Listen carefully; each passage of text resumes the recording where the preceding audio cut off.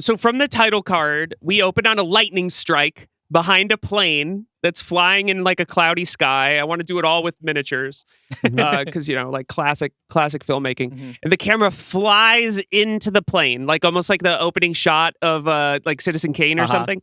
And we see that this is actually a plane full of sexy Girl Scouts, but like adult sexy Girl Scouts. You know, like there's Thank you for specifying. Hey, I know what year it is. I'm trying to, it's they're gorgeous babes in their 20s and 30s, but they are dressed like Girl Scouts. It's, we're doing that.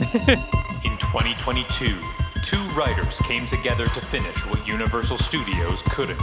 A cinematic universe of monster movies called the Dark Universe. After 3 years and 30 scripts, their project was finally completed. Now, in 2025, they're back to attempt what's never been done before, a completely original cinematic universe entirely in podcast form. I'm Dalton DeShane. And I'm Dylan Roth.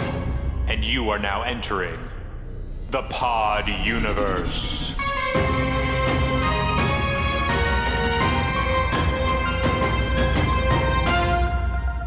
Welcome to the Pod Universe, the podcast where we are attempting to create the world's first all-original sci-fi cinematic universe entirely in podcast form. I am your, the host who laughs, Dalton DeShane. Yeah, but we're doing Jurassic Park. Okay, today. then do a dinosaur. I'm the host who laughs. Okay, I'm the host who goes. Which one is that? That's the T-Rex. That's the T-Rex. Yeah, okay. you didn't recognize my impeccable T-Rex impression? You think that was some kind of Spinosaurus shit? You know what I was realizing? You know that video of like, here's what the mummy sounds like? We like got this mummy and we like... Yeah.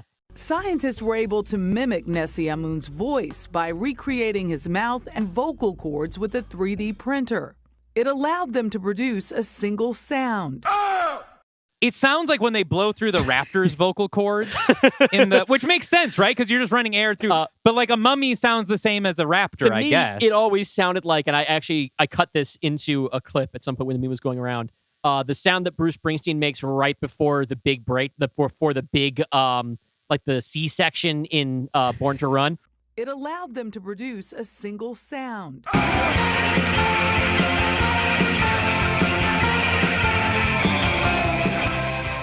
I just think, mummies. Both of those work. Yeah, mummies. Mummy is simply an ancient Egyptian term for the boss. Mummy is the boss, and that's what we're here to talk about here on the Pod Universe today. Welcome. As some of you may know, we have been building out a cinematic universe that you cannot see. Well, you can now on YouTube, but not you can actually. Kind of see it. You can read it while we read it to you. While we read it to you of science fiction movies. But prior to that, we did what is known as the Dark Universe, a series of films inspired by Universal monsters built out of the 2017 Tom Cruise The Mummy movie. And it is due to that podcast that we got in contact with our guest today. So let's go ahead and bring her in without further ado. Today's guest is a multi-hyphenate director, writer, editor, and actress best known for her audacious, exuberant, and legally controversial debut film, The People's Joker, which comes to Tubi on December 6th, as well as her behind-the-scenes work. Or 9th, we don't know. 6th or 9th, one of the two, check both, and watch it on both days if it is available on the 6th. She's also known for her behind-the-scenes work on basically all of my favorite comedy shows of the past 10 years, including Comedy Bang Bang, On Cinema, I Think You Should Leave, Nathan For You, Check It Out with Dr. Steve Brule, Tim and Eric's Bedtime Stories, and many, many more. Please welcome to the Pod Universe, Vera Drew. Thank you for being here. Thank you for having me. Thank you for that wonderful intro. Wow, I've really had a bright and illustrious career. You have. And I love to hear it recounted. I knew that you had worked in the Tim and Eric verse for a long time, and I knew about Comedy Bang Bang. But yeah, going through your Wikipedia, I was like, oh no, she's done like everything I like, basically. Everything. Yeah, I'm like Forrest Gump, essentially. basically. Yeah. If Forrest Gump was behind the camera in all of those like famous photos and stuff, yeah.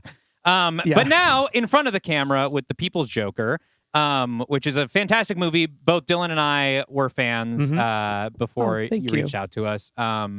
Fantastic movie. I hope all of our listeners have watched it. It really is. from the moment that we heard you were aware of us and interested in doing an episode, I'm like, oh my God, that's like probably the most perfect guest I could imagine for the show, because your claim to fame, at present at least, until whatever the next thing is like you took a recognizable pop cultural entity and then did something really personal with it without permission, which is something that we really respect, and That the resonates kind of with thing us. it resonates with us, right? We took on the task of doing a version of the Universal Monsters shared universe where we didn't want to do it the way that Hollywood would do it necessarily. We tried to do things that were interesting and personal to us. And you took the world of Batman and Gotham City and turned it into this really like surreal but deeply personal autobiographical work that is unlike anything else I've ever seen on the big screen. So I think that's just very cool, and we're very happy to have you here. Thank you. And Thank it's you so much. one that I think also has a really interesting take on like the Batman mythos. Like I would actually want to see like your Batman run, because like the changes like you make to like the actual Batman character, as I was like, oh, that's a really smart twist. I could see like, you know, some kind of Elseworld story or something. And of course, we only talk about making these movies. You but actually made it. you actually went out and did it and released it, and now it's coming to Tubi, the people's streamer, as they said. That's true. Yes. Yeah. You can finally watch the movie with commercials, which is what I've always preferred. I want you to be watching my heartfelt autobiographical Joker movie and then get interrupted by like a like a douche commercial or something. You know, the ad for the next Suicide Cop. Yes, exactly. Exactly.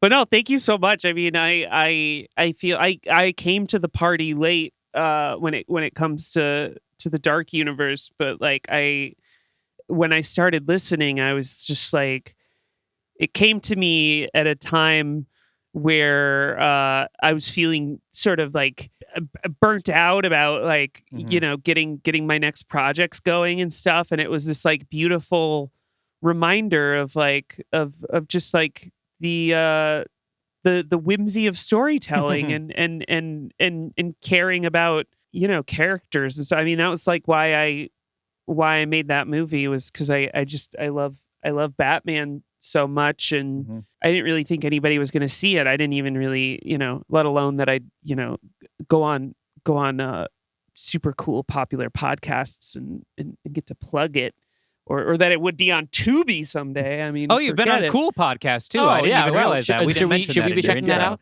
out? Yeah. I mean, I think all podcasts are cool. All I don't know podcasts. what Okay, Joe Rogan. Okay, that's right. Interesting. Obviously, yeah, there's you heard Vera it here Drew first. says Vera Drew Joe Rogan says is Joe Rogan cool. podcast very cool. Okay. Yeah. No, Yeah. well, we appreciate it. I mean, yeah, I was. You should see the texts between Dylan and I when you first DM'd me on Instagram. You were like, "Hey, I wanted to thank you for the Dark Universe," and I was like, "What the hell? I want to." That's It was a little bit of we were a little starstruck. It's yeah, pretty cool. we were definitely starstruck. Yeah. I love that your film is so imaginative, and it's also very approachable, I think, to a lot of people. But there's these little things that I feel are not in like a fan service like Leo meme thing that they do in the mainstream superhero movies, which is that you got to make sure that everything that a person might recognize will be there for cheap pop. But like the little things of the battle between Joker and Batman being animated in a way that is like direct one-to-one evocative of that scene in Perchance to Dream where Bruce is fighting himself. And like that added so many layers to that whole thing to me. I was just blown away by one thing that we love is ridiculous effort in things.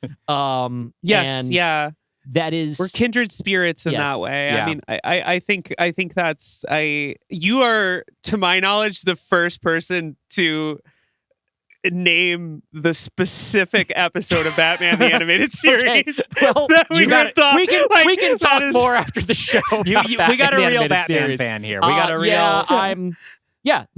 I picked up what you were laying down. And my favorite part, of course, was when you called Colin Jost Rudolph Hess. And so, we both took away different things from it.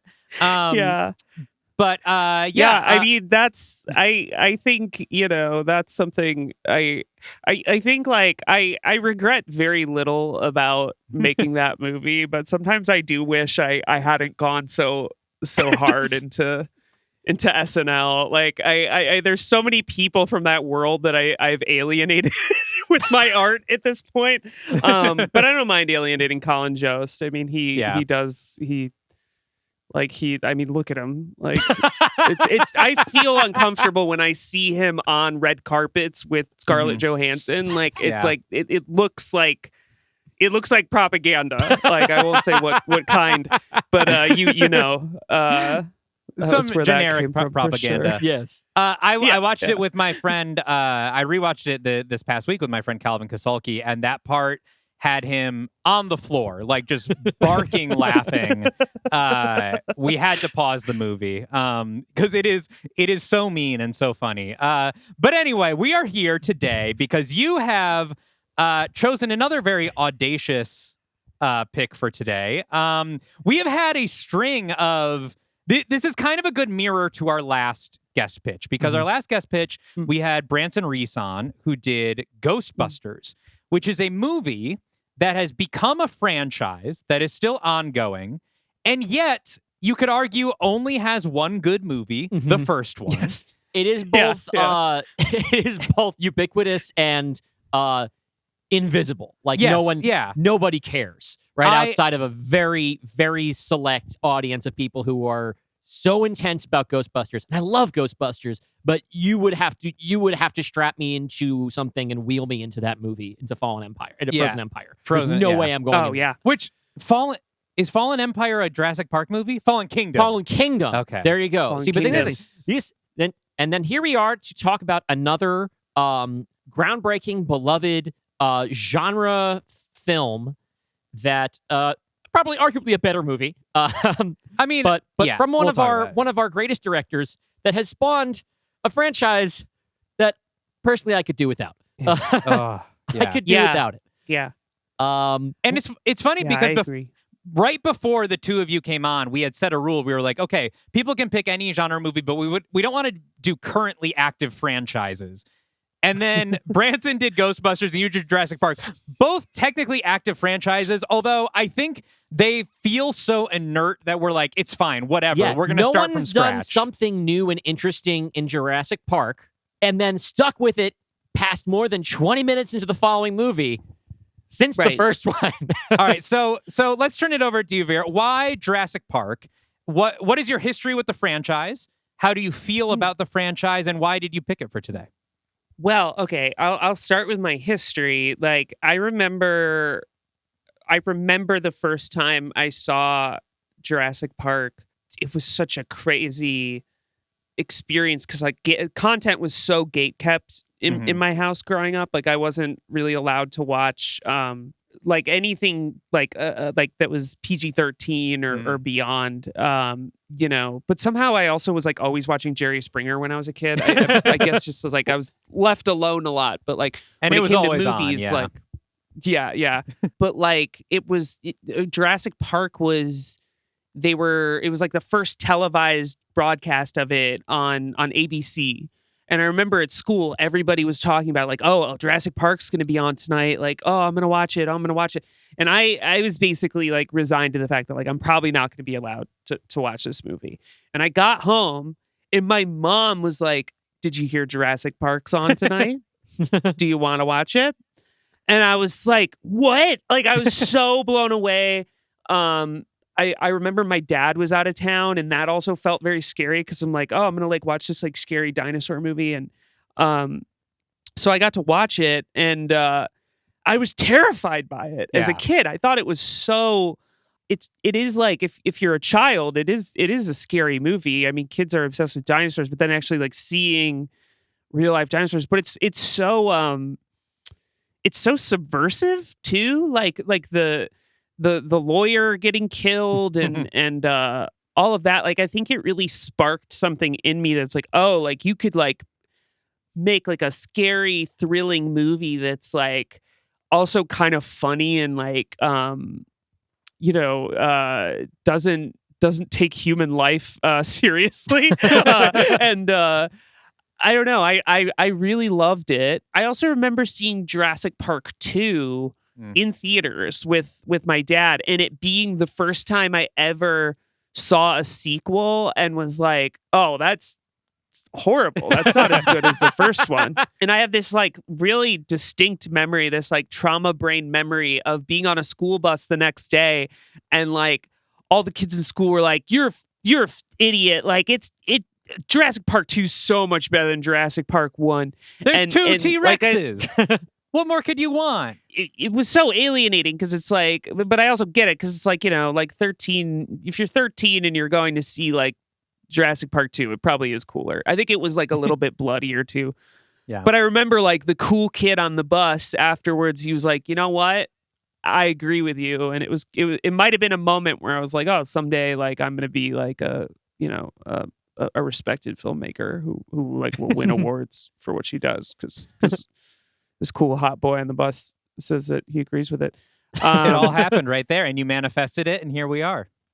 That's the here secret. we are. That's the secret. That's what they talk about. I remember I was talking to some people just recently who were asking me about my horror history, and they were like, what was your gateway horror movie? What was the first one you saw? And I really thought about it, and I was like, I think it was Jurassic Park, which like I wouldn't necessarily call a horror movie, but as a kid, it was like, it's a thrill ride, right? Like it is. It terrified in some ways me. The sort of perfect Universal Studios type movie in that it is a thrill ride that has like a very strong narrative to it, right? It's not pure roller coaster, but there's great roller coaster to it. It is visually dazzling. Yeah. Right. It feels like it fits in perfectly with what Universal Pictures was at the time they were launching their Florida theme park. Right. It is that kind of thing. And like a roller coaster isn't blood curdling, right? It's scary in the way that like a great thrill ride is scary. I was pretty scared as a kid. It took me a long time. I think I read the Michael Crichton book before I saw it because I could always read stuff before I like saw it, and then I think that like helped prepare me for it.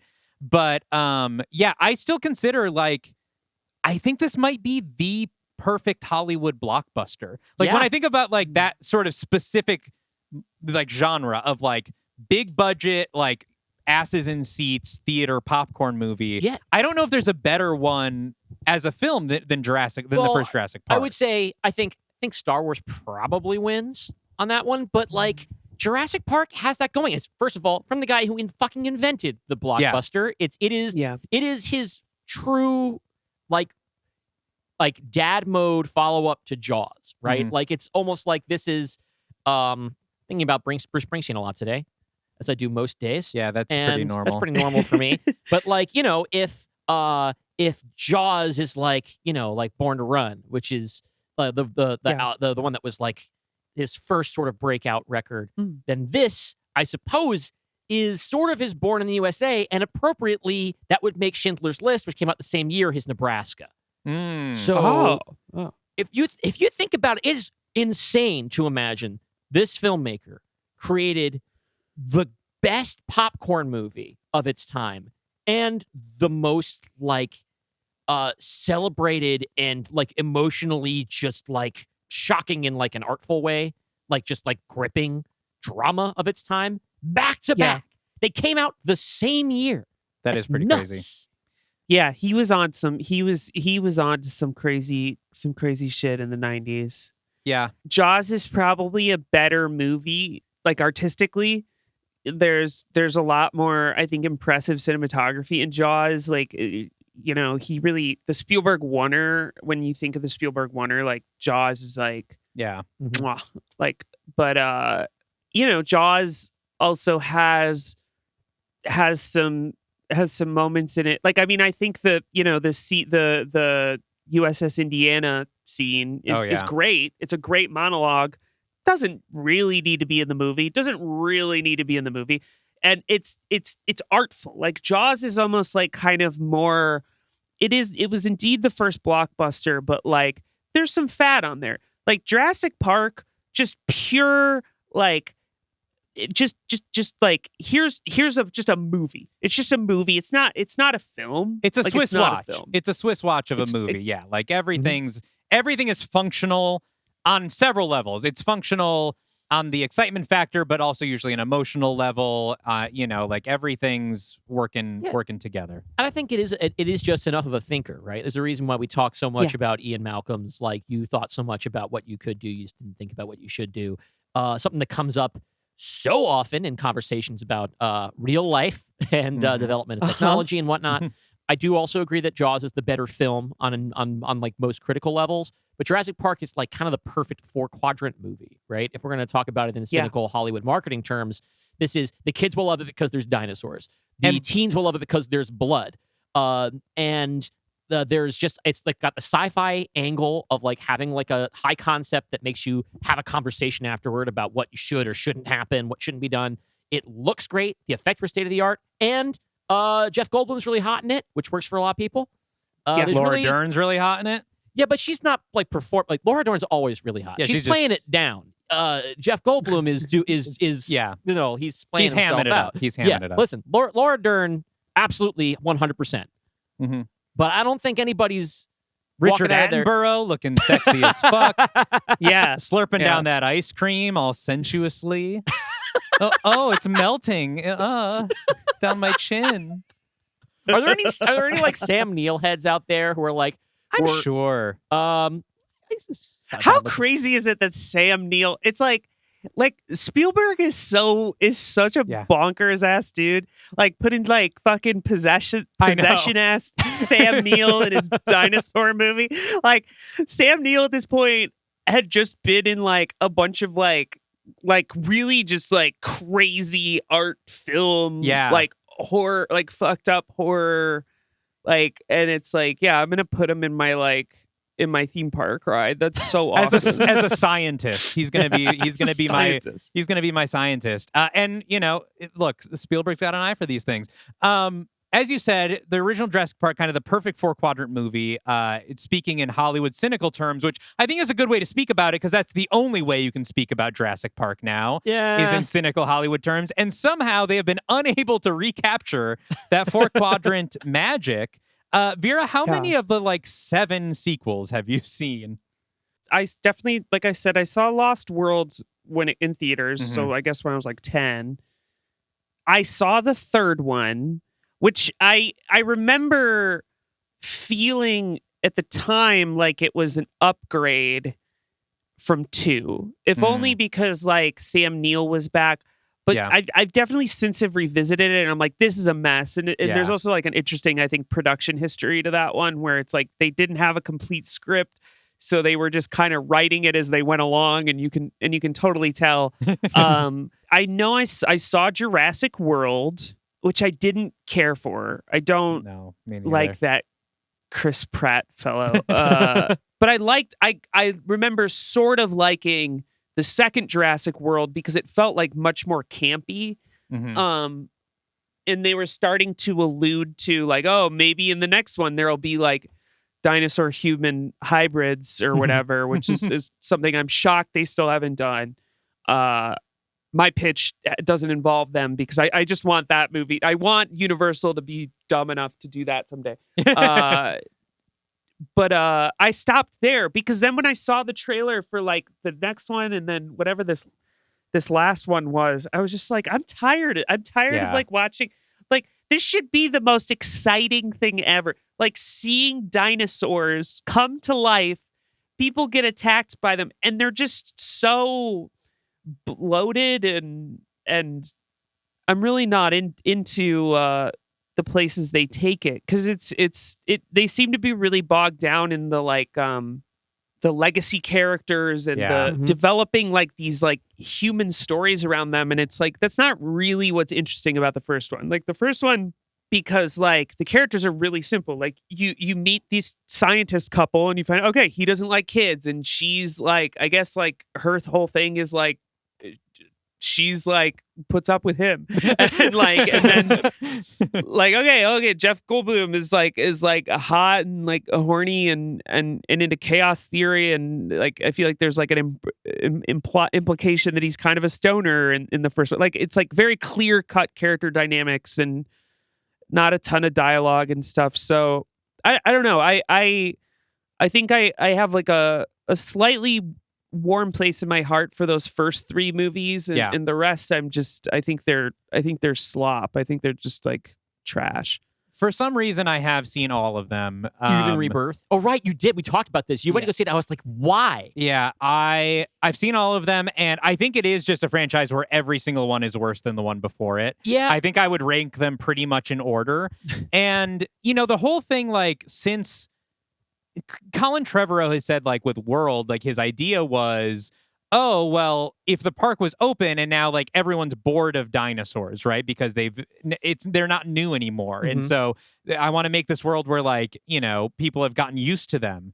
And I get the appeal of that idea, but I think the magic of the first Jurassic Park is the wonder and the awe and the fear of these dinosaurs. And the World trilogy ends up becoming a trilogy where nobody's afraid of dinosaurs. Like, there's like a sort of academic fear, but when you've got raptors trained and everything behind cages, it's like, oh yeah, these things can kill us, but also there are pets and nobody is impressed by them. And so it just kind of, it's just like, I don't know, it's just a CGI wild animal movie at that point. And I don't think and so that's why I went to see Rebirth, which seems to abandon the whole Jurassic World stuff, and it's kind of a soft relaunch of the franchise. They go back. It's basically the same plot as The Lost World, where, all right, we're going to the other island on a secret mission where the dinosaurs are loose. But again, it's not impressed with the dinosaurs. It's not well choreographed. Like you said, like the characters in the original Jurassic Park are simple, but Spielberg has a way of like, here's an archetype that I'm also twisting this one way to make them feel very specific. Mm-hmm.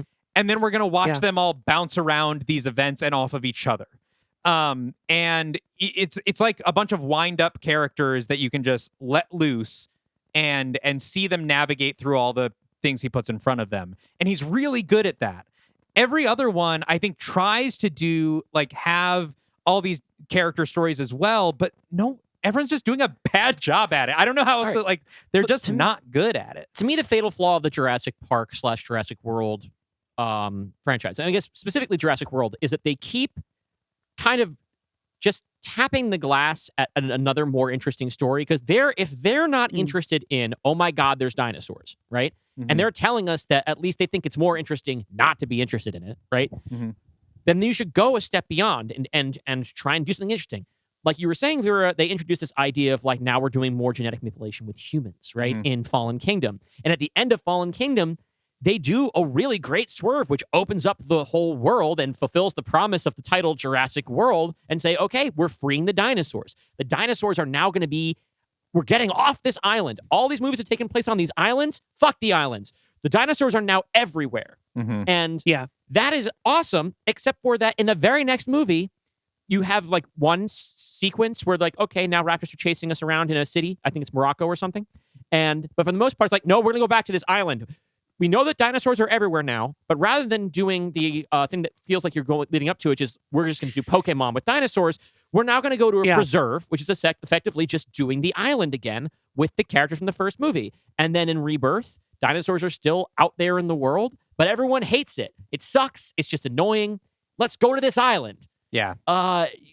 Get off the island. Sorry, you're wearing... I don't mean to yell right in your ear. No, you're fine.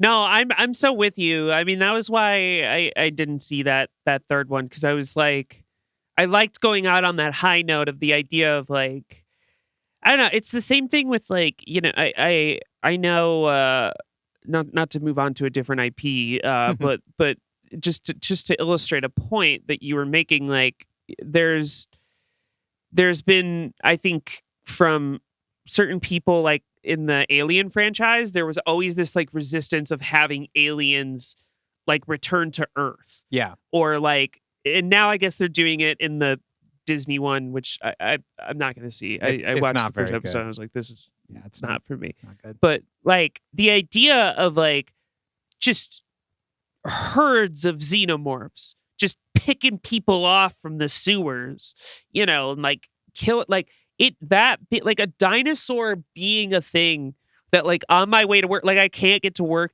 I'm sorry, I'm running late for work. There's a fucking triceratops on the 110 and I'm not going to be able to get to work today. That is like, that's one movie. That, you know, you could just like think of all of the films. And I think that's like my problem, even with those initial Spielberg like two that followed, was like, you're already making a dinosaur movie. Like, it can be kind of stupid, you know? And like every movie can be like a different genre too. Like, I mean, that's what I love about like those original Alien franchise movies is like the first one, straight up horror movie. Second one, combat movie. Third one, like weird, moody, depressing religious horror. Fourth one, straight B movie. Like they could have done that with Jurassic Park and like, I don't know, like a Jurassic Park rom-com. I make this comparison all the time, but like it's the Texas Chainsaw to Texas Chainsaw 2. Like you do the Jurassic Park, you got this perfect movie. Okay, so now to your point, Vera, give us the dinosaur human hybrids, make it like a you know, comic farce. Yes. And I remember as a kid always being disappointed by this exact idea of like I would see a movie and then want to see it let loose, right? Like seeing the alien, what if the alien got to Earth? Seeing Predator and being like, wait, the second one has the Predator in a city? That must be the coolest movie in the world. And then it sucks. And then Jurassic Park happens and you're like, what? I heard in the second one, the dinosaurs go to a city. And then you're like, it's the last scene. It's one T-Rex. It lasts about 15 minutes. We should let them all out. You know, there's always this, I want to see it happen, but I understand how that's a harder thing, right? Because you're containing everything in like 2 hours. You do need it to have some sort of coherent narrative that follows a character, and that can be tough when you're zooming out to the scale of the whole world. But I think some filmmakers have done it. Not that I can think of right now, but I'm sure it's happened. But it is a hard thing to do, but it's like, it's the constant bait and switch of these movies of like, yeah, we're fine. We're getting off the island. That's too hard. Let's actually go back to the island. Yeah, it's a bummer. Yeah. And I think that's why, you know, your podcast appeals to me so much.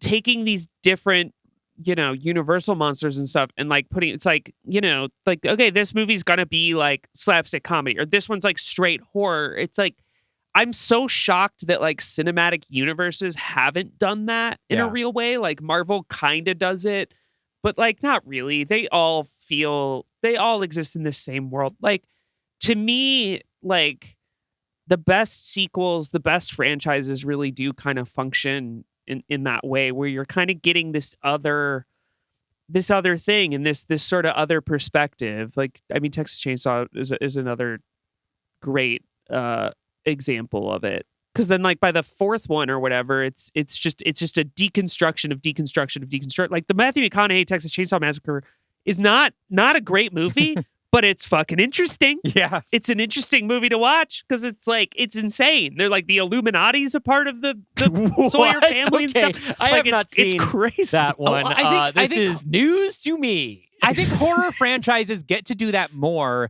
because the risk is lower, right? Horror franchises in general are low budget, high box office. And so I think the filmmakers probably do have a little bit more agency. Like I imagine with Jurassic Park now, the Universal executives have an iron grip on that script, on the production process. Like for as much as you can say, oh, this is Colin Trevorrow's Jurassic Park, maybe 40%, because that is such a high value IP that like, I am sure they are dictating so many decisions that otherwise wouldn't be dictated. And to your point about the Marvel movies, I do think, like, you're right. I think the amount of which they, like, do different genre takes is overstated. But you can see in, like, the first phase of Marvel distinctly different approaches from Kenneth Branagh or Joe Johnston. But once it becomes big enough and Disney has control over it and it's this billion-dollar thing, they all start to feel like Marvel movies. And they are iterating on themselves instead of other things, because again, the bigger that pile of money gets, the more the executives are going to be like, no, it has to be exactly this thing. And then the innovation dies. And so that's why, yeah, our podcast gets to be fun, because we can make a fake $1 billion franchise that nobody controls except us. We answer to nobody, and the risks for our failure are very, very low. There is, the People's Joker too. Like Batman and the DC comics are like something that's at that size, and to be able to take that and like do what is like, as much as it is a very, personal story and everything, it's also a Batman movie. It's a Joker movie, like it is very sincerely, like, you are not to date the best Joker movie. Yes. Oh, absolutely. Thank you. But you're not like using those things just as a vehicle. Like, I think it's clear you do have a love for like that world, and you're able to do that because it's you making the decisions, and you didn't have,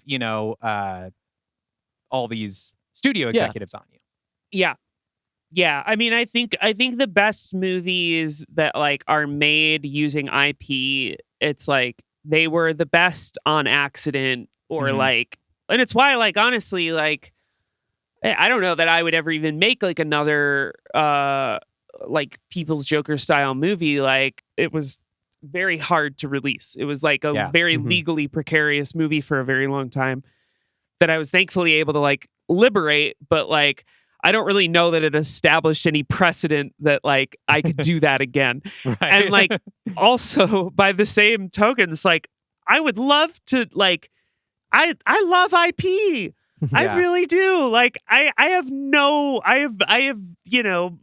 I have like a Devilman poster on my wall, like fucking Nightmare on Elm Street, fucking multiple Batman things. Like there's so many IPs that I care about so much, but like it's the least it's the most like restrictive place to tell stories for the reasons you're talking about. I mean, because there's just like so much money involved. But I think like it'll be interesting to see like where things go in a couple years. Like I would not be surprised if someday we do see like a really weird Star Wars movie that Disney is like putting out there that costs like under $1 million. They gave it to just some, because like I think AI is going to make this stuff so devalued ultimately. Like I don't know, like right before I was on, like I was right before I came on here, I was like watching this video of like, it's like a Sora video of like Michael Jackson like talking to like Elvis Presley, and I'm like, these people are just gonna be making their own stupid fucking like movies at the drop of a hat. So Bob Iger said this thing about how they're gonna let users upload AI generated content to Disney Plus, and it's like, I mean, the one upside, might be that it just kills our IP reverence and just makes this repellent to everybody. But also, I do want to clarify here, Vera. Are you saying that the People's Nightmare is not going to happen? Because I mean, a promise was made at the end of the People's Joker that I think the fans. I would love to. I would love to someday. I think it's going to be a while. I think it's going to be a while. You know, I think most days. I mean, look, you caught me on a rainy Friday afternoon in Los Angeles. Like, oh, sure, I'm thinking about playing with those toys again. Yeah. But yeah, I mean, like. Because for me, what was so cool about going to that like as a property and any sort of like IP that I really feel drawn to, it's like, what is the human, like what is the thing inside of me that this is like really tapping into? So if I ever return to that world, it will need to be like in this authentic way that's like, oh, I've got some shit to process, and the only way I can do it is with, you know, Freddy Krueger facing off with DC Comics the Joker. And like I think it's the same thing as like, you know, like my white whale, so to speak, as for IP is Echo the Dolphin. I would love to make an Echo the Dolphin movie, because care so much about dolphins and would love to just like immerse myself in that forever. They're never gonna let me do that. Are you kidding? Like they were just never. I'm never gonna get that. The secret. We're manifesting it. We're manifesting it right now. Yeah. But the thing is, like, I do think this IP wave has allowed some people to make interesting things with less expensive IP. Like the example I was thinking of was like, I remember seeing the trailers for The First Omen. And I was like, God, we're even doing The Omen as requels now. And I was like, you could not pay me to sit in the theater and watch The First Omen. Yeah, and then you sit down and it's a terrific horror movie. I kept hearing people say it's good. And so I watched it and I was like, oh my God, this is actually a brilliant film. And again, like I think the requel status and the IP status gets it the funding, but The Omen isn't big enough that they were like, all right, this Omen movie has to make $1 billion at the box office. So here's all the quality. Like they just let Arkasha Stevenson make her horror movie and it rocked. You know, it has enough overlap in terms of its plot and its themes to work as a movie that belongs with The Omen and will have that built-in audience. But it is its own movie, and that is something that I always think. Dalton's heard me say this a million times, but for every filmmaker wants to do a Star Wars, and they should get to do exactly one. Because then they will do the Star Wars movie that they have been thinking about since they were 5 years old, and then they can never touch it again. So everything that they want to do in a Star Wars movie, they have to get done right here and move on. Right? This felt like someone gave Arkasha Stevenson a big check and say, you like The Omen? Make a movie. And the results are on the fucking screen. That's when cool stuff happens. And that's why I believe Vera Drew's Echo the Dolphin will happen.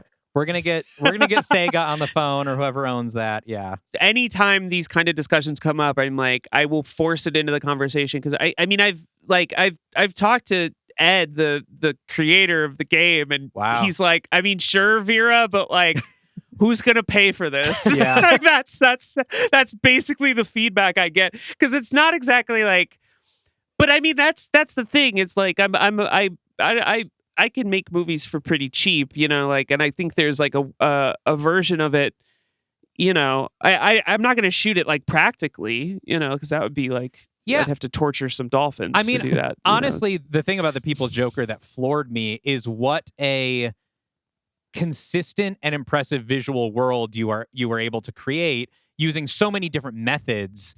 But like, that's such a fine tightrope to walk because, you know, I think a lot of, you know, filmmakers, especially trying to make things inexpensively, it can feel like just a random mishmash. But like the collage aspect became part of the fabric of the movie, and everything was so inventive and colorful and interesting to look at that all of it felt it was a coherent vision, even if all of the methods were, you know, whatever you could make happen for what you had, you know, and that's, you don't see that a lot with a lot of independent, you know, films.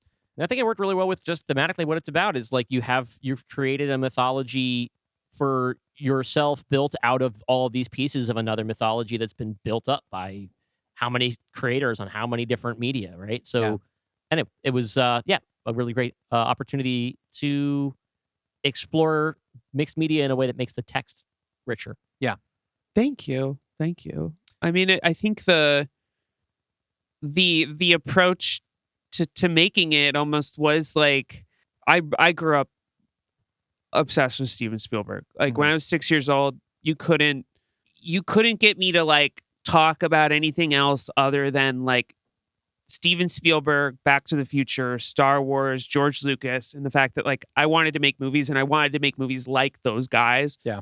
In the sense that like, you know, and I've always been obsessed with the way these kind of movies are made is like, it really is centered around set pieces. It's really centered around like, I mean, Jurassic Park is the perfect example because it was the first movie to integrate CG and practical animatronics and puppets in a way that was like completely seamless. Like it's actually seamless when you watch that first Jurassic Park movie in a way that's like, it's the thing that puts all the other ones to shame more than anything is like they found a way to cohesively lean into the limitations and the like innovations that they had at their disposal. And like, I mean, I feel comfortable saying this here because like I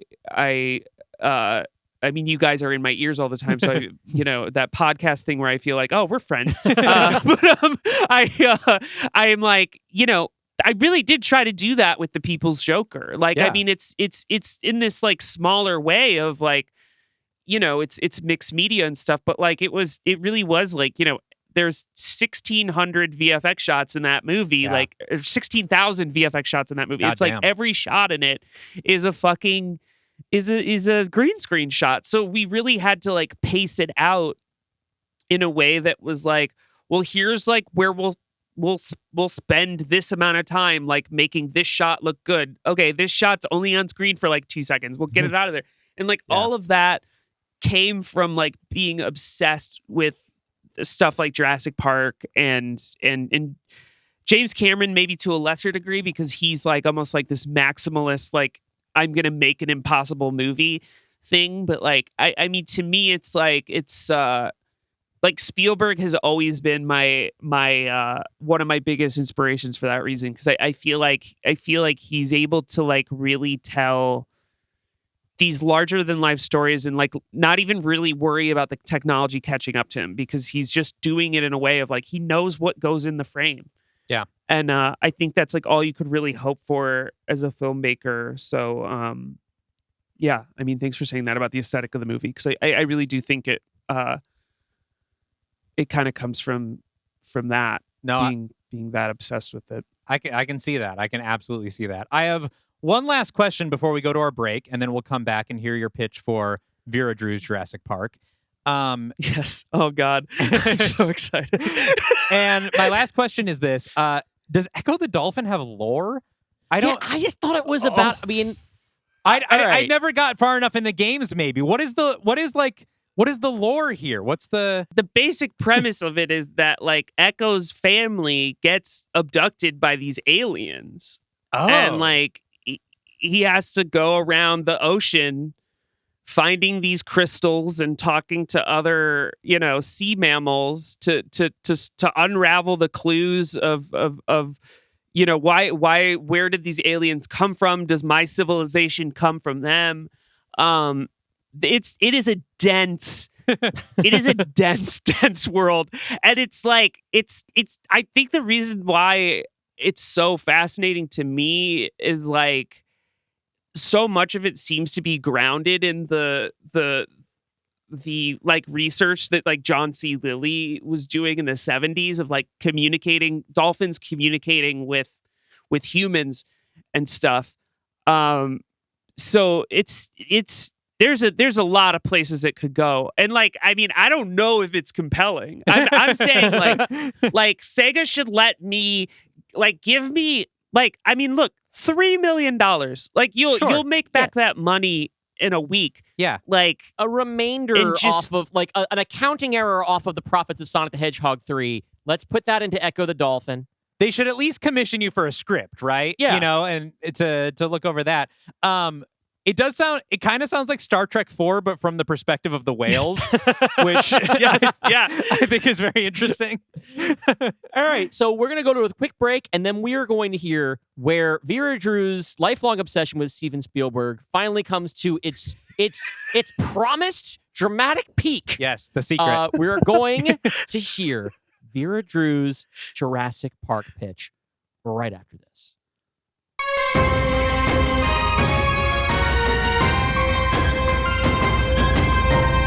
Hey everyone, Dylan here from the Editing Bay, what you might call Site B of the Pod Universe. It's a little Lost World joke, some in-gen humor, if you will. I'm here to tell you about this week's sponsors, which, as always, are independent creative projects just like us, and we hope you'll listen through and check them out. This episode is brought to you by Spooky Aurora and their new RPG zine, White City. Spooky Aurora's White City is about occult investigators patrolling the 1893 Chicago World's Fair for supernatural threats. This game is designed for busy adults that don't have time for a long campaign. It's great for pick-up and play groups and bars that host one-session RPG games. A table can build characters, grab a mission card, and start a game in minutes. fast character creation, simple 2d6 resolution mechanic, and a driving question to give players a specific problem to investigate and solve in about 3 hours. This RPG zine has 10 supernatural adventures that could have happened. Meet T.S. Eliot, Annie Oakley, and Scott Joplin at the World's Fair. Look for the Pusher, the Cool Woman, and try to capture the Hat Man before the sun rises. White City is a dynamic, engaging role-playing game designed for busy people. Check it out and play when you can. You can find it and a bunch of other RPG zines at retrofit-games-company.itch.io.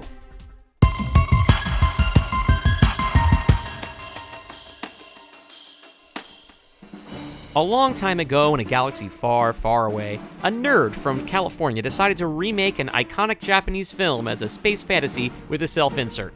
And that somehow turned into one of the biggest franchises the world has ever seen. Now, Star Wars surrounds us, binds us, and penetrates us in a landscape of cinema more than he could have possibly imagined. Korean cinematographers will go from sensitive lesbian period dramas to an Obi-Wan Kenobi series. The director of a silent film starring the Comanche and Kiowa nations will do the makeup on a Peter Cushing movie. A prolific voice actor will make a one-off appearance in a Lego special. This is 6 Degrees of Star Wars, where host Sam Marchioni embarks on a journey to expand her cinematic horizons while clutching her space fantasy security blanket. So, are you coming? Search for 6 Degrees of Star Wars wherever pods are cast, or visit them at 60osw.buzzsprout.com. Now back to the show.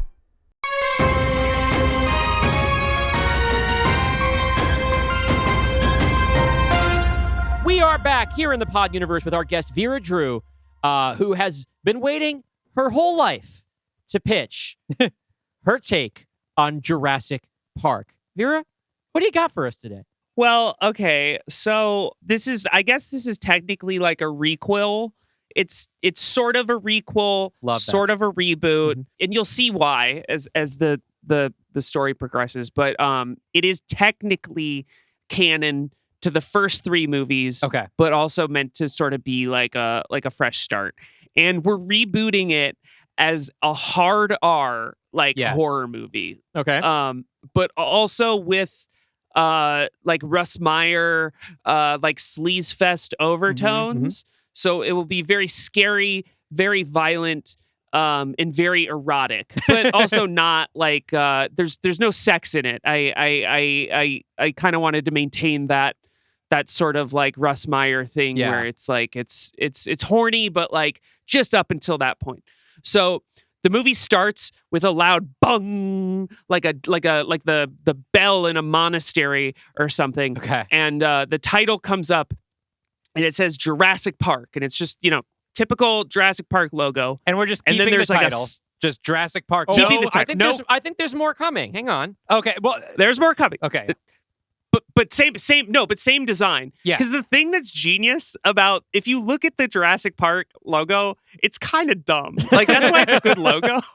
Like, it's such a funny logo. Like, it's kind of, I think it's like might be one of the genius things about it as a franchise, and like why it works so well is because the logo is literally the silhouette of dinosaur bones in front of a jungle. I mean, I'm describing the Jurassic Park logo, which everybody has seen in the world, but like really look at it. It is one of the it's so beautiful and stupid. So we're keeping that. And it comes up and you're like, what? This is just Jurassic Park? No. And there's a big slash and it's 4 like ticks come down in the middle. And it's like technically like the Roman numeral would be IV, but it's 4 eyes, and it's basically just to conjure the image of claws ripping through like a black void, and then the title the subtitle sweeps under it, and it says Chaos Theory. Love that. Okay, dig it. So I did jump the gun by thinking it was just. I thought we were doing like the Scream, and then Scream 5 is also just Scream. But no, there is. And so we are ignoring the Jurassic World movies, not just canonically, but also in the numbering system. We're correct. I love that. Could okay, not great. be more clear where this fits in the canon of Jurassic Park. I love making an 8th Jurassic Park movie that's Jurassic Park 4. That's perfect. Yeah. That's the spirit. Yeah. So from the title card, we open on a lightning strike behind a plane that's flying in like a cloudy sky. I want to do it all with miniatures because like classic filmmaking. And the camera flies into the plane, like almost like the opening shot of like Citizen Kane or something. And we see that this is actually a plane full of sexy Girl Scouts, but like adult sexy Girl Scouts. You know, like Thank you for specifying. Hey, I know what year it is. I'm trying to, it's they're gorgeous babes in their 20s and 30s, but they are dressed like Girl Scouts. It's, we're doing that. We don't need to over-explain it, but I'm just trying to keep things above board in the climate that we're in. So all these Girl Scouts are in this plane and they're just having a blast. They're all going on this fun tropical vacation camping trip together. And they have this like big butch Girl Scout leader that's going to be played by Rosie O'Donnell, who's trying to keep order on the plane. And but all these like sexy fun women can't contain their excitement. They're just like so excited for this like tropical trip where nothing's going to go wrong. And we meet our main character, who is sort of like the final girl for this movie.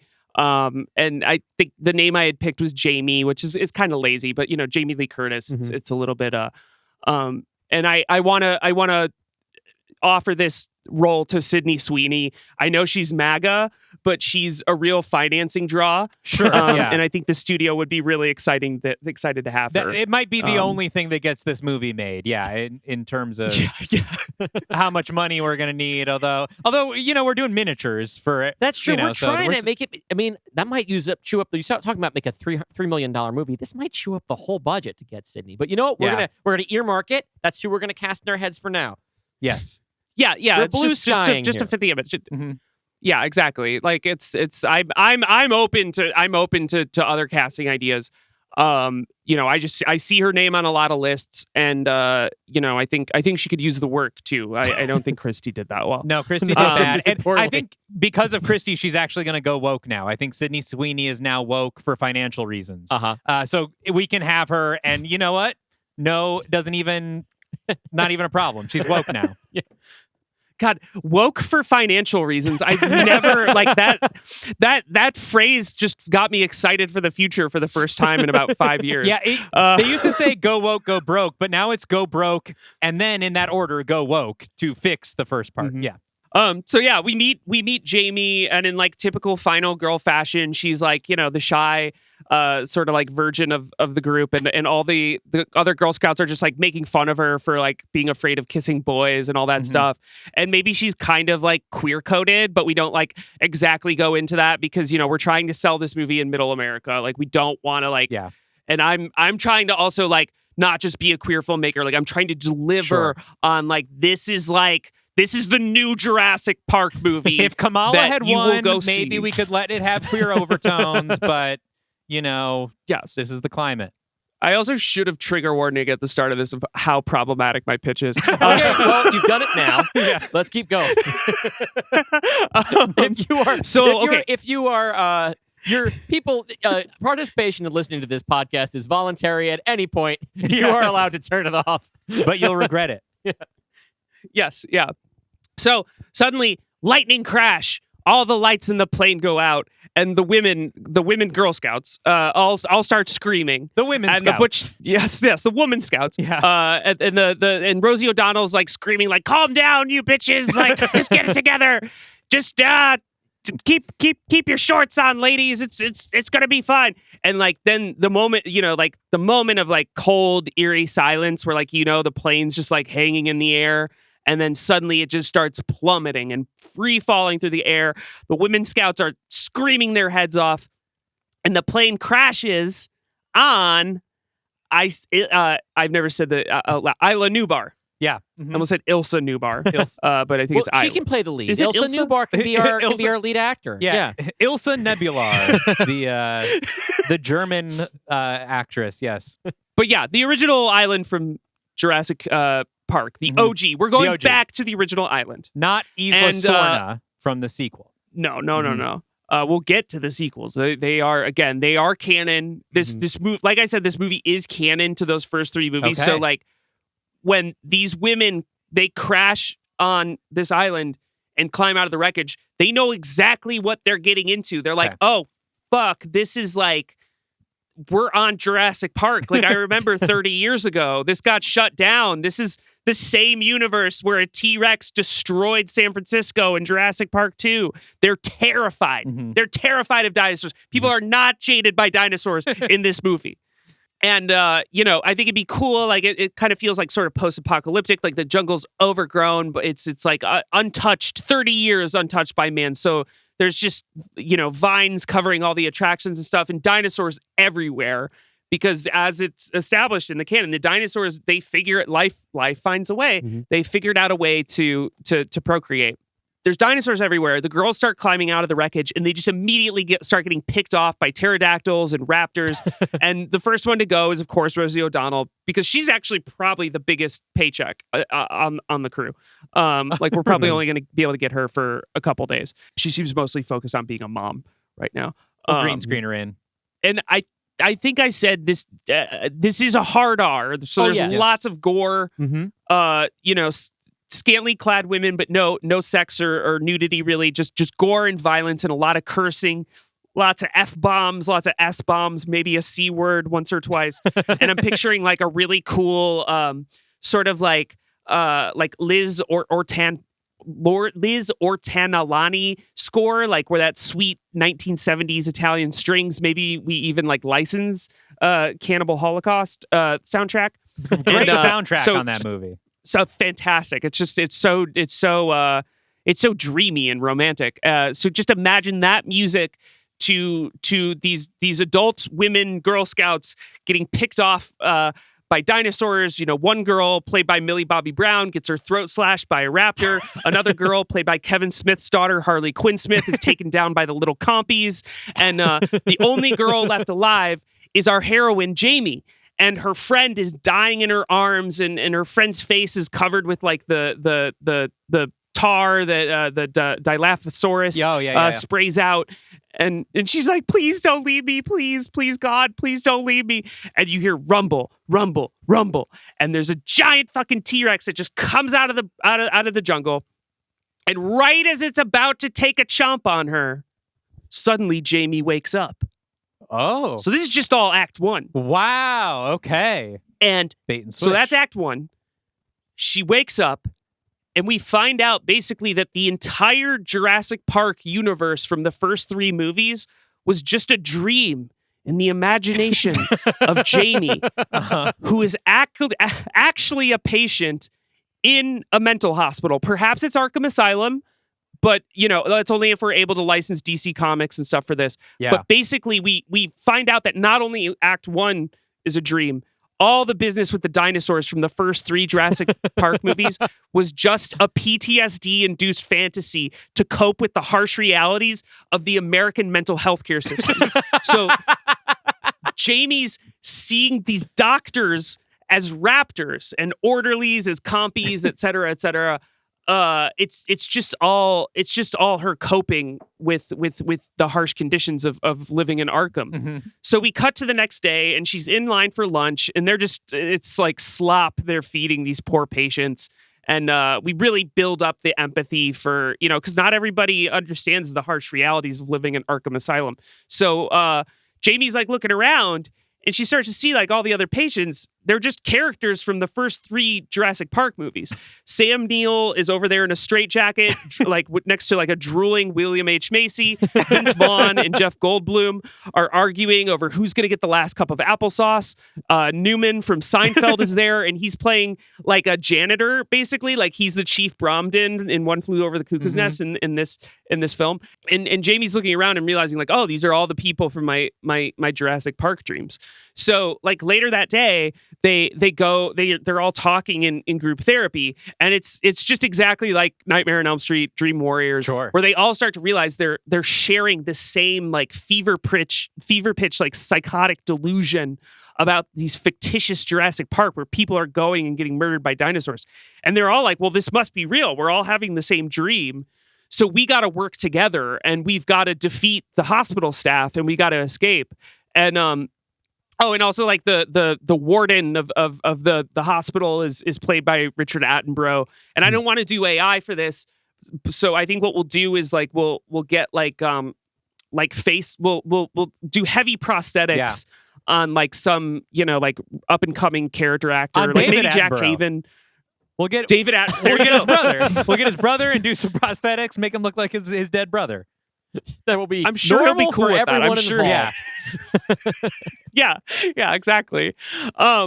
So one night they all like start working together and they just start picking off the hospital staff one by one. And these are like when the kills get really nasty. Mhm. And we're seeing it basically from like two different perspectives. We see like what the patients are seeing because they think they're killing dinosaurs who have run loose in Arkham Asylum. And then we cut to what's actually happening and they're just like murdering, the hospital staff. But, we'll establish the hospital staff. It's like the I'm Buck and I'm here to fuck guy from Kill Bill. Like they're they bad deserve people. It. They deserve it. Like they deserve it. It's not, we're not going to get into like the fact that, I'm sure they're not going to, in reality, these people are also not, they're innocent. They're just a part of a corrupt system. Whatever. You don't want to think about this much stuff while you're like watching a Jurassic Park movie. Yeah, we're but not like thinking about they're the cops impaling in the people. Matrix going home to their kids or not Yeah. going home to their kids. Yes. No, it raises a good point. Like, I think, like, if we could find some way of basically, like, canonizing that, like, these people are evil in the way that the cops from the Matrix are, like, they could be replaced by Agent Smith at any moment. So, like, they're just, like, impaling the hospital staff with sticks and forcing them to drink Drano and beating them to a bloody pulp and stuff. And before every kill, there's a really great one-liner just so that we could like get a really good trailer for this. And so stuff from the hospital will be in the trailers. It will be in the marketing. Because my imagining is that none of this is in the trailer. It's all the first act all in the first trailer. act of the movie, so that no one knows what to expect. Yeah, no, you're right. I strike that from the record. Maybe I think ultimately the voiceover. We can do the one-liners as voiceover in the trailer. Yeah. So as far as the audience knows, those are all being said about real dinosaurs. Yeah. Yeah, exactly. And also, as far as the audience knows, these are just like sequel, like, Force Awakens level, like fan service things, because like one of the kills is like an orderly running away, and then he turns a corner and Newman's standing there and he's like, you didn't say the magic word. And he just beats him to death with a mop handle. Yeah. And then like another one where Sam Jackson actually saws off the butts of some of these orderlies and like props them up in a corner and puts the butts in their hands and says, hold on to your butts. Yep. Because that was his iconic line from the first Jurassic Park movie. So he saws off their actual butts and says, hold on to your butts. Mhm. And then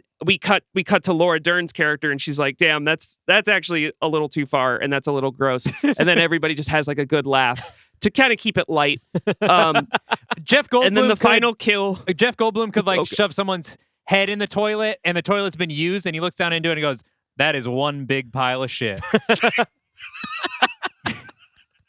Yeah. Exactly. No, you're getting this, and we could use that in the Red Band trailer for the movie too. Absolutely. Get an S-bomb in there. Get a clever girl. We'll have Muldoon do like a clever girl somehow. That's one you got to bring back. Yep. What percentage of the Definitely script is just memorable lines from the first 40%. 40%. Yeah.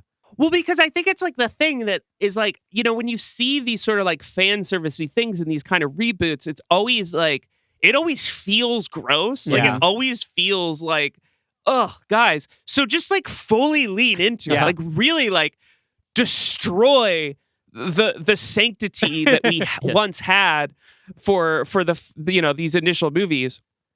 To the point where we as a group, they all crucify Dr. John Hammond to the wall, and they paint in blood over his head, "Life finds a way," just to get some of the sacrilege in there. Yeah, absolutely. So then I see, like they've just laid waste to everybody, so they get like a clean exit out of the hospital, and they all escape, and it's this big, powerful moment where they're all just like running free, and maybe like, I don't know, like some like Johnny Jewel music or something is playing, like really ethereal, like synthwave. Like it's just like, oh, these these anti-heroes are like have escaped the torture of their dinosaur nightmares and the pain inflicted on them. And it's a big, powerful moment, and it's super triumphant until we hear gobble gobble. We hear a giant, echoey, reverbing gobble echoing throughout the world, and they look up and see above them, circling above, a herd of actual 6-foot turkeys, and one of them swoops down into frame and scoops Jamie up and flies away. And then we cut to the credits. We end on a cliffhanger, and then I think the credit music could be Dinosaur by Kesha, which is D-I-N-O-S-A. You are a dinosaur. D-I-O-S-A. You are a dinosaur. Yeah, it has to be. And then, leave them wanting more, and maybe there could be like a sequel. Yeah, and then in the sequel, the promise is that we're going to see them explore this world of giant turkeys, and perhaps other giant, fowl. Yeah, giant turkeys kind of sort of invite the notion of other giant birds, if not giant animals of all kinds. Well, and actually, we are here sort of canonizing the Jurassic World movies by including some giant turkeys here, because those films are giant turkeys, if you ask me. Oh, okay. Yeah. No, I love this. I don't know if you were planning on directing this yourself, but if you... Oh, yeah. Oh, okay. I was gonna say, is Lloyd Kaufman still directing things? Because his style definitely comes to mind. This feels like Trauma Park. Traumatic Park, I guess. Maybe is what you would do. Actually, Traumatic Park is kind of given that it happens in the mental hospital, and it's actually PTSD. a fit. Traumatic Park is not bad. I'm tickled by the notion of making a requel where you just have a list of stuff that you're supposed to do as a requel, and then you do something totally different, but then within such obnoxious volume, feed the requel shit into the audience. Like, this is what you like, right? Here's clever girl. Eat it. We're going to say it every 5 minutes.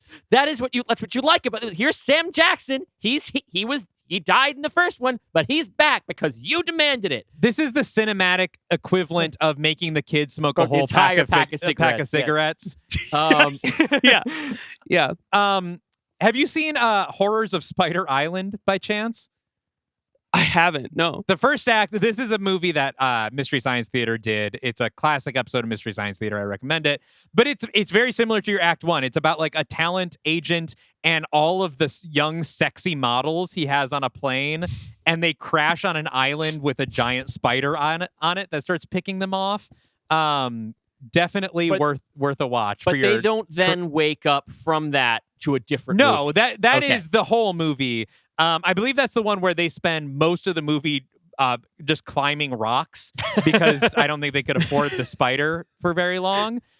This one's smarter by sort of speed running that in the first act and then doing the pivot. The first act, I think, has a lot of potential for fun stuff. They can come across...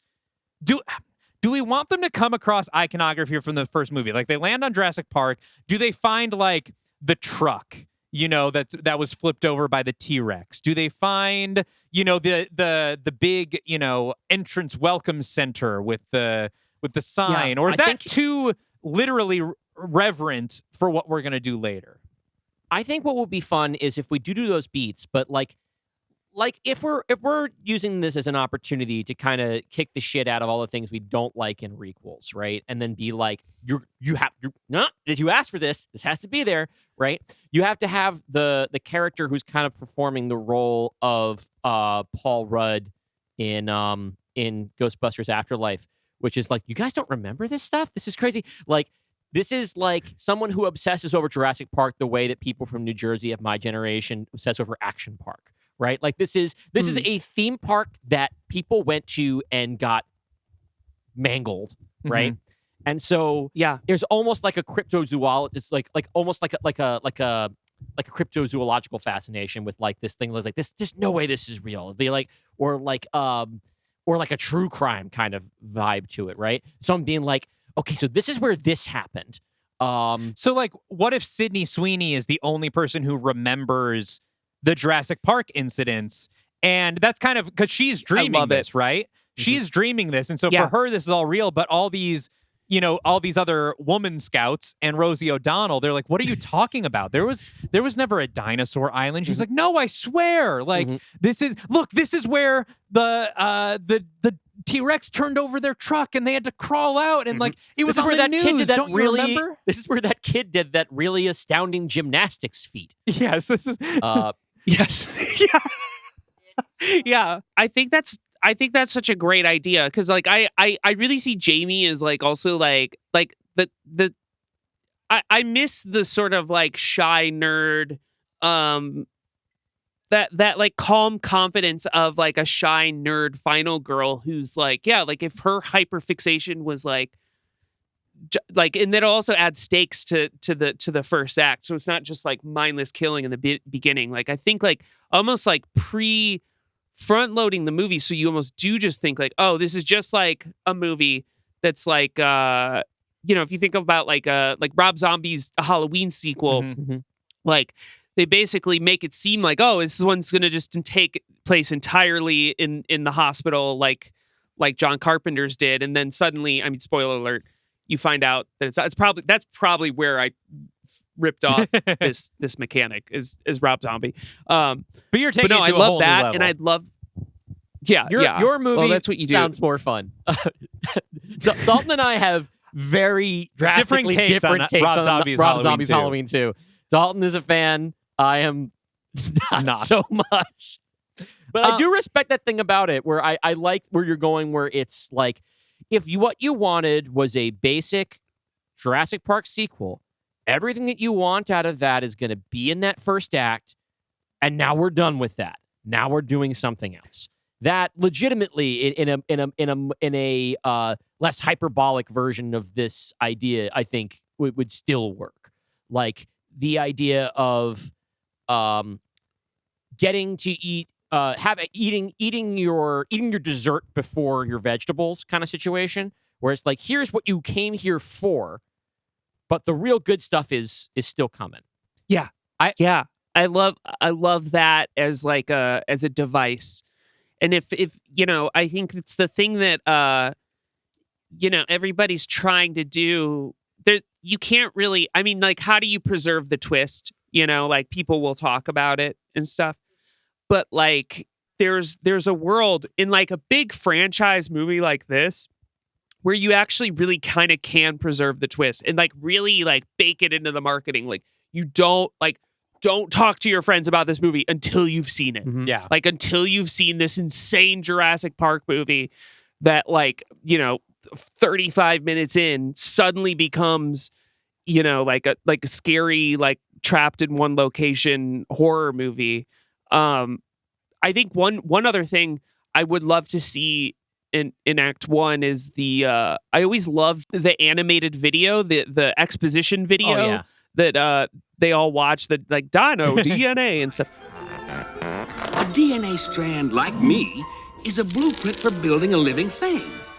Like maybe somehow we see like a second installment of that video or something. Like I'd love to revisit that DNA character in some way. What if the instructions at the mental hospital about their medication? That's what I was going to say, like a medication is an video. Animated video about the medication with that voice, and he's like a bottle of pills or like a chain of pills put together in the shape of DNA. Hi, I'm Mr. Zoloft. Yeah. Here's my pitch. Here's my pitch.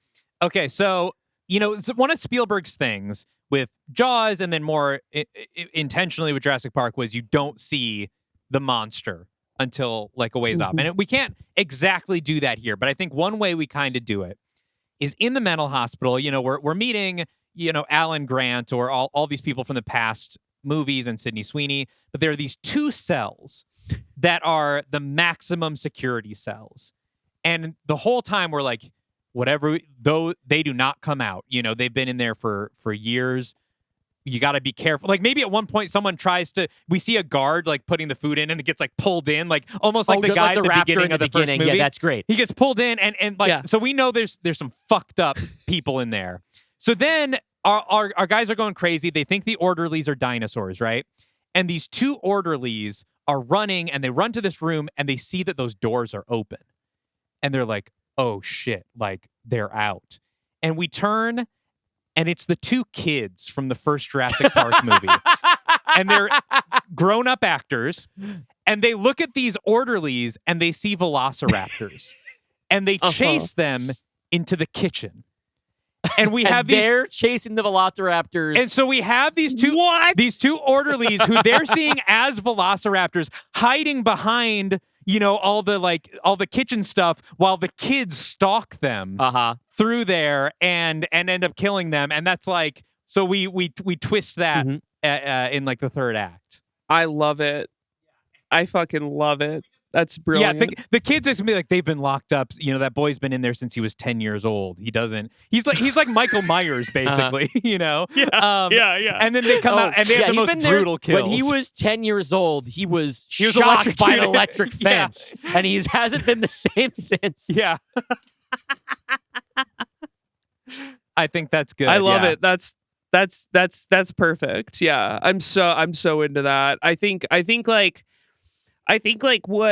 what I really envision with this idea is like, I don't like the idea of making fun of people in this kind of situation. Like, no. I think like using violence as like an empowering thing though is just, it's so cinematic, Like I'd love to see the level of budget and artistry that goes into making something like a Jurassic Park movie that is this tasteless. Yeah. I think it's why, like, if we do offer it to Lloyd Kaufman, like, I mean, I would really want to push him. I'd be like, like, take your time with this, Lloyd. Like, no rubber suits, no, like there can be goo, but like really, like, this is probably going to be the last movie you ever make too, dude. Like really push yourself to find that like polished aesthetic, and that will be truly shocking because like, even though like this is going to be, like I said, like a hard R, like there people are going to be taking their kids to see this because it's a Jurassic Park movie. They're not going to yeah, of course. And Vera, I don't want to take this movie away from you. You're here pitching this to our studio. I don't want to, say, oh, we're going to take it away and give it to Lloyd Kaufman because he's more established in the industry. He's a man, we're going to give it to him, No, this is your film. Yeah. So we'll have Lloyd be in a cameo, I mean, look, if there's one person to lose a job to, it's him. As long as I get to be there on set, as long as I get to be the Mark Frost to his David Lynch, sure. and hang around, like I think he's brilliant, and having an excuse too to just like hang out with. I met him once at Comic-Con a few years back, and it's just like he's just that guy. He's just that like horny, wonderful, like showbiz guy from Jersey. Like he's a sweetie. Here's the thing: the two of you would not be Mark Frost and David Lynch. The two of you would be two David Lynches telling each other exactly, like just winding each other up into crazier and crazier ideas. I know how we finance this. How do we finance the film, Dalton? How do we get this in front of Elijah Wood? Oh, like Elijah Wood got a Toxic Avenger remake made. If we can get this in front of Elijah Wood's production company, we might not be able to get the Universal IP, but it can be Traumatic Park. We can file the serial numbers off. And Sam Neill, by the way, would be 100% into this. This is Sam Neill's dream project. Yeah. Like I get to do Event Horizon and Jurassic Park in the same movie. Yeah. Like he's all in. I mean, this really is like in the dinosaur mouth of madness. Yes, exactly. Yeah. In the jaws of madness. Yeah. I mean, all the thing about that cast, I mean, Laura Dern, Jeff Goldblum, Sam Neill, who of them is going to say no to this film? Like, okay, so Samuel L. Jackson wants to get paid. But sure. If we have the money, he will do it. Yeah, absolutely. Yes. Newman's not doing anything. Capital One presents Traumatic Park. Done. I think this is gold, Vera. We are definitely going to greenlight this for the Dark Universe. Now, the the 6-foot turkeys, do you have an idea of where the sequel would go? Like what you want the world outside of this mental asylum to look like? Well, I think like there's really a lot of places this could go, because like I think like the reveal of that, like this is a world that's just like overrun with giant, birds, like it adds this whole other layer to like, well, then what was this hospital actually? Like maybe they were actually keeping these people safe from this situation. So like and Jamie getting scooped up and taken away by the birds at the end, like she's not getting eaten, she's getting carried away. So I think like almost kind of following, maybe the move is like we start right from where the movie ends and it kind of becomes a rescue mission to find her. And we're like basically learning what this world is as these escaped patients are like also figuring that out. And, this is kind of ripping off. If you've ever heard Sam Jackson's pitch for a Jurassic Park sequel, I have not. This is kind of maybe ripping this off a little bit. But, well, his whole idea is that basically, like, his character doesn't die and they would, like, find out that he somehow survived and he's, like, assimilated into the island and is, like, the dinosaur is, like, all, like, he works with them. He's able to domesticate them in some way. And but maybe that's the route we go, where like we find out like Jamie's like basically, I guess I'm just making Jurassic World. I'm making Traumatic World by making her the Chris Pratt of this. But but the idea of it being more like almost like Castaway, but in a giant turkey world. Like, it's just how do you survive? How do you make this environment work for you? You're on your own. But the obstacles that you have to face are large and tasty. The other thing I was thinking, we're talking about like someone who, Samuel L. Jackson living on the island. If we're canonizing Jurassic Park 3, that does have the kid that like survives there for a long time. Maybe we could have him be like a patient that everyone thinks escaped but is living in the walls, or like roaming around the basement or something and has been just like eating candy bars from the vending machine, bring him into it. We're gonna, bring everyone back. Anyone who will sign up for it. Yeah. As many actors as we can get. Plus Elijah Wood. Yeah. Who is our Nurse Ratched, basically, right? Yeah. Like Elijah Wood is like, the head of the evil head of the mental hospital. Well, we already had Richard Attenborough in that role. Oh, that's right. We had David Attenborough in a Richard Attenborough mask in that role. But maybe we could Elijah Wood in a Richard Richard Attenborough mask. I feel like Elijah Wood would go into. I feel like he would do like the prosthetic looks to fully realize that. Like he seems like the kind of like beautiful sicko that would be into that, and a little less ghoulish than making David Attenborough do it. Yeah, that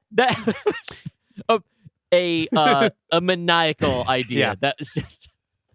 Vera, we love this. Do you have any other aspects or anything you want to add on to it?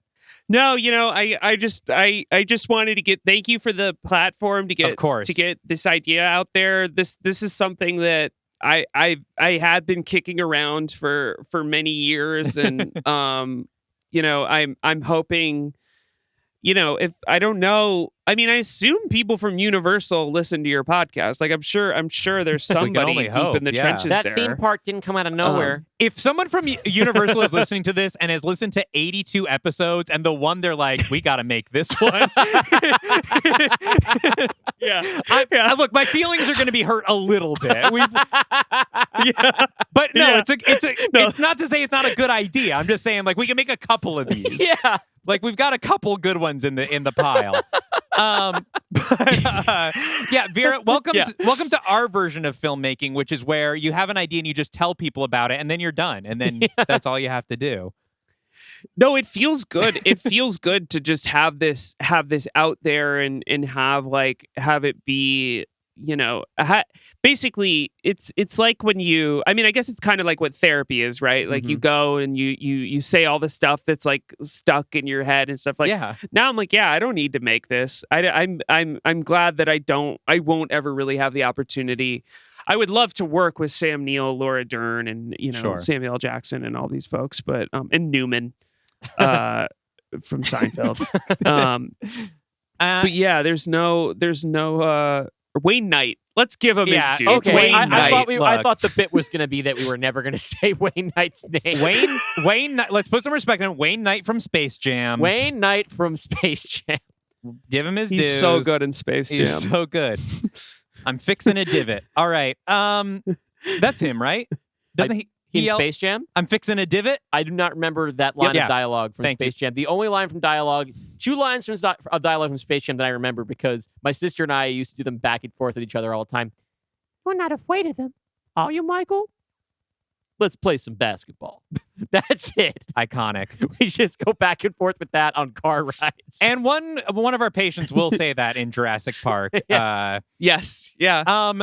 Maybe that's the sequel is adding the Looney Tunes to the honestly, mix too, not a bad idea. There's another potentially orphaned IP. All right, I think honestly, I think if we made a really strong case, David Zaslav seems so desperate to get rid of the Looney Tunes. We'll take them. We'll take them. All right, Vera, we will have you back on sometime to pitch the sequel that does involve the Looney Tunes, but we need to give you some time to work that one out.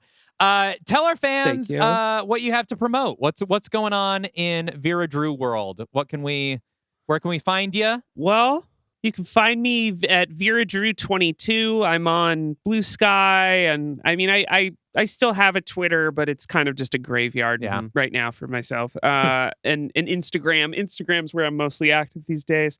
You can watch The People's Joker soon on Tubi.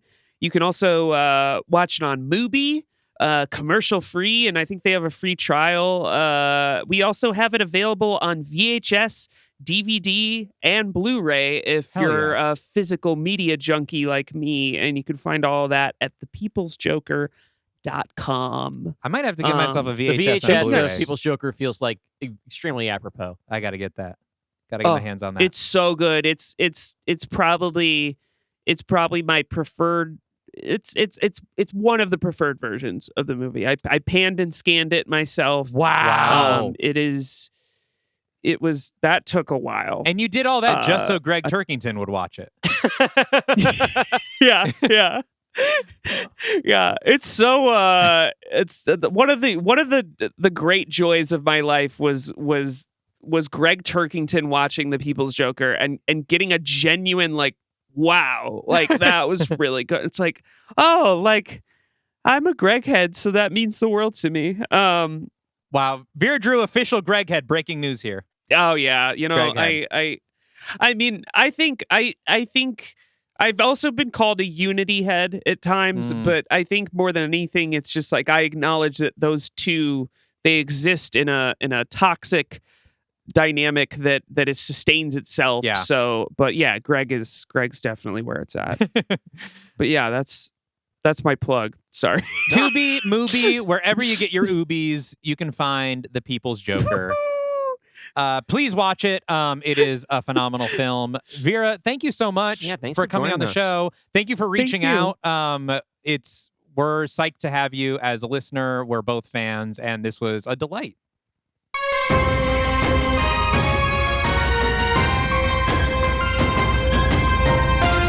Dylan again with one final word from our sponsors, as well as a minor show announcement.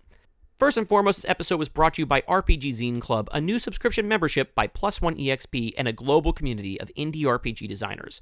Subscribers to RPG Zine Club get fresh new tabletop role-playing games every month, either as PDFs or in print, plus access to an online community of people with whom to play and talk about them. These are brand new games that have never been available before, from some designers you might recognize and some who are publishing for the first time. The team at Plus One curates the games directly from inception to delivery, so there's a consistency of playability and quality control. But because the games are coming from a variety of designers, you're also getting a variety of styles and voices. They have multiple tiers, Story for more narrative-focused RPGs, adventure for more tactical and mechanically focused RPGs, or you can get and play everything.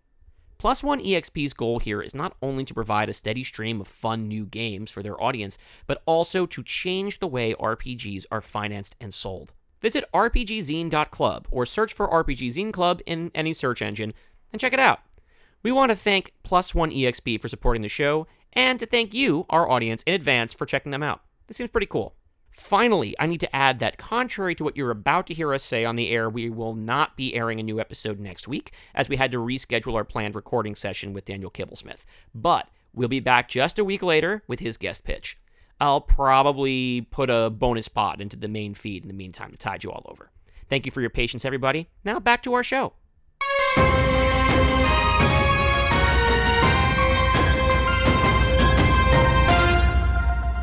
That was Vera Drew. Crazy. I can't believe we had her on. Yeah, it was what very a cool. pitch. That What was a one of pitch. our wildest yet. Right? We have had nothing but wild pitches so far on the pod That's universe. true. And We're on a hot you streak. know what? Next week will be another wild one. Yes. I suspect. Because now, as we mentioned last week on the pod, we are taking a little break from scripted episodes just for the holidays. Get our batteries recharged, come back hot. Sort of. in We will have a January. holiday special in 2 Yes. weeks. Okay, that's true. There is going to be a script for that in 2 weeks. But next week, we have a returning guest who called this shot ages ago. Yes. I think before the reboot, he told us he wanted to do this. Yeah. Daniel Kibblesmith will be returning to pitch his Universal Monsters style take on how the Grinch stole Christmas. So we kind of have two holidays. We This kinda is our get- actual holiday Yeah, themed this is holiday really special. our proper holiday special. The other one is just like the stupidest idea. Do we know? I'm very excited about Is there it. a particular version of the Grinch that he wants us to watch for this? I mean, the only thing that he said basically is that this idea came to him when he realized that technically the Grinch is a universal monster. he is. In So, the same way that, like, Princess Leia is a Disney princess, that makes me think that it is going to be the Jim Carrey live action Grinch. Oh, God. Am I going to have to watch that again? I have never seen it. I think if you didn't see it as a kid, it's impossible to like. That's my feeling. I expect to hate it, but I will probably watch it just so I know what the hell I'm talking about. I think maybe instead I'm going to watch the documentary about the incredible amount of pain that Jim Carrey was in throughout the creation of that film. There's a documentary about that? I mean, I don't know. I think Okay. I think there's some YouTube videos about it. Why was he in so much pain? Because the prosthetics and the eye stuff, like he had to have contacts in or something, and it was just like his body was not agreeing with it, and it was just a wow. miserable, horrible experience for him. Okay. And not that I'm like relishing in his pain. I just find No. it to be, I'm more likely to enjoy that than I am Ron Watching. Howard's How the Grinch Stole Christmas, a film that I hate. So we will be back next week with that. In the meantime, we just released a bonus pod last week, which we are about to record right now, Yup. where we talked about Rappaccini's Daughter, the short story by Nathaniel Hawthorne. Yeah, we have done our own pitch for that, a Dark Universe pitch based on that. That'll be interesting. We also talked about the movies Strange Days and Theater of Blood. And head to shop.thepoduniverse.com for all your Christmas shopping needs. We have posters and T-shirts and mouse pads and shit. Really, any kind hats. any kind of stuff you can imagine our logo on. We have put our logo on it. And all of Kat's gorgeous artwork. Wonderful artwork. You can find posters you of can that buy stuff. posters. Shop.thepoduniverse.com. Head to patreon.com/Dylan and Dalton for your 7-day free trial to talk about this episode with other fans and, of course, get access to the bonus pod. And let's shout out our top tier patrons. We want to give a big thanks to our executive producers. These are patrons who are sponsoring the show for $15 a month and get themselves a little shout out on everything we record while they're there. Thank you to Brent Dreyer, Brian Egan, Denim Mudslide, Diana, Jonathan Morgantini, Caleb McFarland, Matt Thackeray, Michael Mancilis, Mike Lee Whiplash, Soonmot, and Speep. And a big thanks, as always, to our studio executives. These are folks who are contributing $25 a month to our show. And in addition to this shout-out, also get to pick one of the movies we talk about in our studio mandates section of the bonus pod. Thank you to Alyssa, the Pazuzu Apologist, Bill French, Beerus, Brandon Bullock, Dracatella, Jasper Stark, Joe Valiant, Cadle, Moose, Rich Mays, and The Wayfinder. We appreciate your support so much. Thank you so much. And until next time. Traumatic Park is frightening in the dark. All the the orderlies inmates are are- running wild. Someone let the. I'm sorry. I don't have the. I shouldn't have jumped in. I should just let you do it. Someone let Newman out of his cage. All right, we'll see you next time Oh, on boy. the Pod Universe. I need a soda. Bye.